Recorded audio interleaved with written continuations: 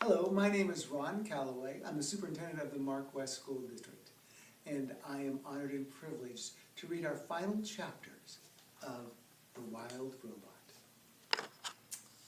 Strong, nimble creatures carry Roz up the sea cliffs and across the island. They carefully propped her up inside the nest. They built a fire, and then they left the robot with her son. Roz and Brightbill sat there staring at the flames until the goose finally said, "Did you need anything, Ma?" "I could really use some new arms and legs," the robot chuckled at her own bad joke. "This isn't funny," cried the goose. "My mother is broken and I don't know what to do about it." "I'm sorry for joking," Roz adjusted her voice to a more serious tone. "I know you want to fix me, but there is nothing anyone here can do." And at these words, her son looked away. "Brightbill, I'm afraid we have difficult decisions to make. I think you should arrange a meeting of our closest friends. We could use their advice." The goose disappeared out the door, and soon Roz's oldest and wisest friends were on their way. Loudwing was the first to arrive. She limped into the lodge on her injured foot and sat close to her robot friend. Mr. Beaver appeared next, followed by Fink and Swooper. Then Tawny curled up on the floor. Mother Bear was too badly hurt to make the journey, so Nettle came in her place. She sat in the garden with her enormous head jutting in through the doorway. Brightbill returned with Chit-Chat, who was nursing her burned tail. The last one to crawl in was Cray, the old turtle. Once everyone was there, the meeting began. The group talked all through the night. They discussed the Ricos. They discussed what to do about Roz. They discussed how to keep the island safe. There were stark differences of opinion, and tempers flared, but by daybreak, the group had agreed to a plan of action. That morning, the dawn truce didn't take place in the great meadow. Instead, it took place in a small meadow by the foot of the mountain, in front of the airship. Weary animals quietly hobbled into the clearing. The only sounds came from the gurgling brook that wound through the gathering and right past our robot. Roz sat in the wet grass. She was leaning against a rock. She looked so sad and frail. However, she still had her thoughts and her words, and for the moment, that was all she needed. "Good morning, animals of the island," Roz's voice filled the meadow.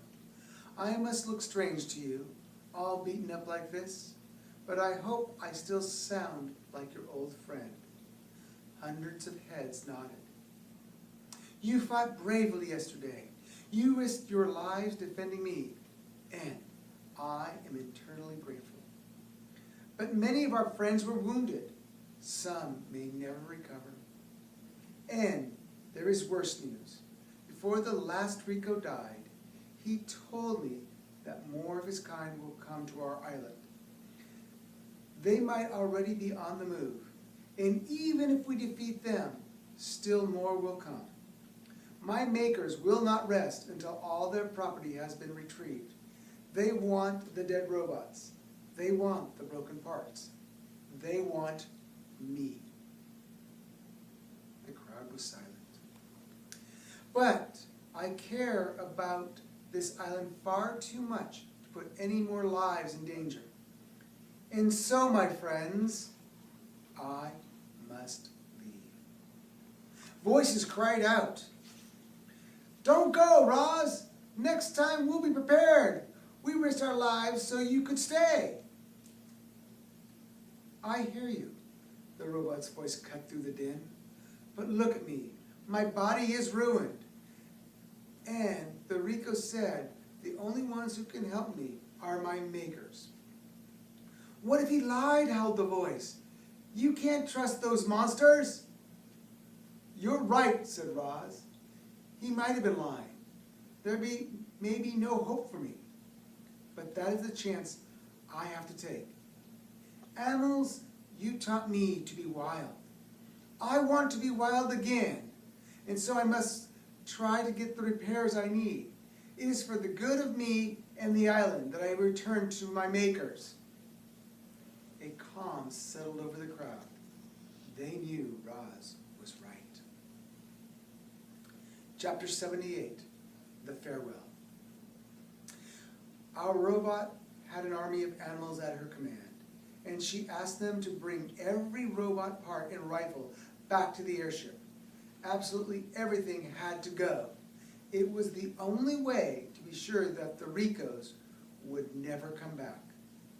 The island animals had no trouble locating the remains of the dead robots. Retrieving those remains took a bit more effort, but they were up to the challenge.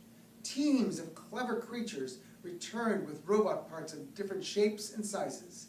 Smashed heads and broken rifles, and twisted tubes and heavy bodies were all loaded into the ship until the entire island had been cleared. Even the tiniest scraps were collected. It's amazing what an army of animals can do.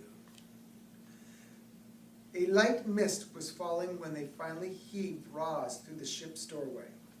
Her head slowly turned around to face the crowd of geese and beavers and owls and insects and foxes and raccoons and vultures and moose and bears and possums and fish and deer and otters and turtles and woodpeckers and squirrels and frogs and hares and on and on. Every animal on the island had come to give the robot a proper send-off. "Goodbye, you wild animals," Ra's voice echoed through the gray mist. The wild animals smiled, and then a few of them started to roar. Then more started to screech, and then more started howling and chirping and grunting. Soon, every creature was hollering goodbye to Roz. The chorus of wild voices grew louder and louder, shaking the robot's body, rattling the ship, booming across the island and up into the clouds, and then their voices gradually died to silence. Bright Bill fluttered up to his mother's shoulder. "You understand why I must leave," said the robot. "I understand," sniffled the goose. "More Ricos could be headed here right now. I just do not know. There is so much I do not know. I think it's time I get some answers." "Will I ever see you again?" said Bright Bill, wiping his eyes. "You are my son, and this is my home," said Roz. "I will do everything in my power to return."